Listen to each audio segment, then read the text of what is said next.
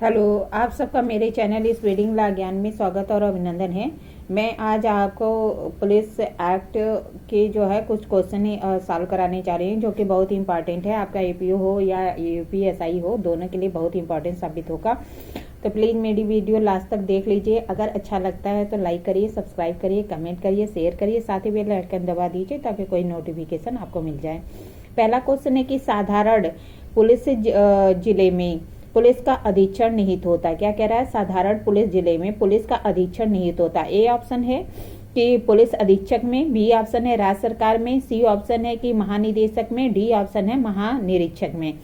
तो जो बी वाला ऑप्शन है सही होगा कि राज्य सरकार में। जब हम धारा 3 पढ़ते हैं तो उसमें यह प्रावधान किया गया है कि साधारण पुलिस जिले के पुलिस का जो अधीक्षण होता है वो राज्य सरकार में निहित होता है।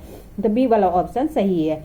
आगे क्वेश्चन है कि साधारणतः पुलिस जिले में सर्वत्र पुलिस का प्रशासक होता है। प्रशासक की बात कर रहे हैं कि जो साधारण पुलिस जिले में पुलिस का प्रशासक कौन होता है? ए है पुलिस महानिरीक्षक, बी है कि महानिदेशक, सी है राज्य सरकार और डी है कि उपरोक्त में से कोई नहीं। तो जो है जानते हैं, जब हम जो है 3 ही पढ़ते हैं तो उसका दूसरा खंड कहता है जो है कि पुलिस जो है जिले में सर्वत्र पुलिस का जो प्रशासक होता है पुलिस महानिरीक्षक होता है। ये वाला ऑप्शन सही है। लेकिन मैंने आपको बताया था कि जो है अमेंडमेंट के द्वारा पुलिस महानिरीक्षक के स्थान पे महानिदेशक को भी रख दिया गया है। तो अब जो है दोनों होते हैं, तो महानिदेशक फिर महानिरीक्षक। तो जो है अभी के लिए जो है यहाँ पे दोनों ऑप्शन होता तो दोनों होता, पर दोनों नहीं है तो वो जो है क्या करेंगे, धारा 3 के जो है सेकंड क्लास के अकॉर्डिंग पुलिस महानिरीक्षक जो है सही है। फिर कहता है कि जिले के मजिस्ट्रेट की स्थानीय अधिकारिता में सर्वत्र पुलिस का प्रशासक ऐसे मजिस्ट्रेट के साधारण नियंत्रण और निर्देशन के अधीन होता है। क्या कह रहा है? जिले के मजिस्ट्रेट की स्थानीय अधिकारिता में सर्वत्र पुलिस का प्रशासक ऐसे मजिस्ट्रेट के साधारण नियंत्रण और निर्देशन के अधीन होता है। ए ऑप्शन है जिला अधीक्षक, बी ऑप्शन है सहायक जिला अधीक्षक, सी ऑप्शन है कि एक जिला अधीक्षक और सहायक जिला अधीक्षक, डी ऑप्शन है उपरोक्त सभी। तो जो है हम देखते हैं कि सी या स वाला ऑप्शन कि जिला अधीक्षक और ऐसे सहायक जिला अधीक्षक में, ठीक है, एसपी में होगा और एएसपी में जो है सी वाला ऑप्शन सही है। आगे क्वेश्चन है कि महानिरीक्षक की शक्तियां प्राप्त होती हैं। क्या कह रहा है? महानिरीक्षक को शक्तियां प्राप्त होती हैं।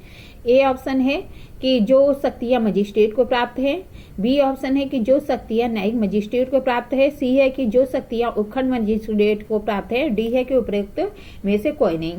तो ए वाला ऑप्शन सही होगा, जो शक्तियां जो है मजिस्ट्रेट को प्राप्त है वही शक्तियां महानिरीक्षक को प्राप्त है। धारा 5 देखते हैं, उसमें यह प्रावधान किया गया है। आगे क्वेश्चन है कि अधीनस्थ पंक्ति के किसी अधिकारी को पदच्युत, निलंबन या पदोन्नति का प्रावधान किया गया। क्या करा? अधीनस्थ पंक्ति के किसी भी अधिकारी को पदच्युत, निलंबन या पदोन्नति का प्रावधान किस धारा में है? कह रहा है ए ऑप्शन है कि धारा 8, बी है कि धारा 7, सी है कि धारा 6 और डी है कि धारा 9। तो जब हम धारा 7 पढ़ते हैं तो उसमें यह प्रावधान किया गया कि अवर जो श्रेणी के अधिकारी है, पुलिस अधिकारी, उनकी जो है या अधीनस्थ श्रेणी के जो पुलिस अधिकारी हैं उनकी पदच्युत, निलंबन और पदोन्नति के बारे में प्रावधान किया गया है।